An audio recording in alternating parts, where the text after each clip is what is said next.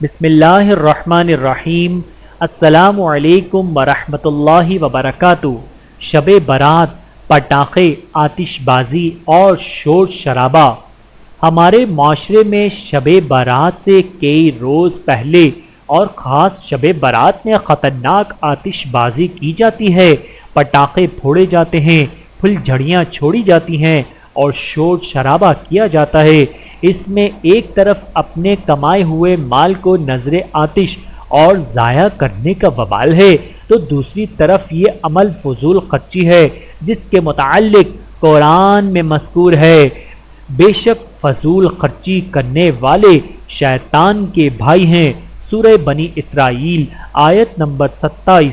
سب سے زیادہ افسوسناک پہلو یہ ہے کہ پٹاخوں کی گھن گرج اور مساجد و دیگر مقامات پر نفس کان پھاڑ دینے والے لاؤڈ اسپیکر سے پوری رات اہل محلہ بالخصوص مریضوں، کمزوروں، بزرگوں، شیر خوار بچوں اور عبادت گزاروں کو سخت اذیت پہنچائی جاتی ہے، اور وہ بھی دین کے نام پر، جبکہ قرآن و حدیث میں اعضائے مسلم کی سخت مذمت وارد ہوئی ہے اور اسے حرام قرار دیا گیا ہے۔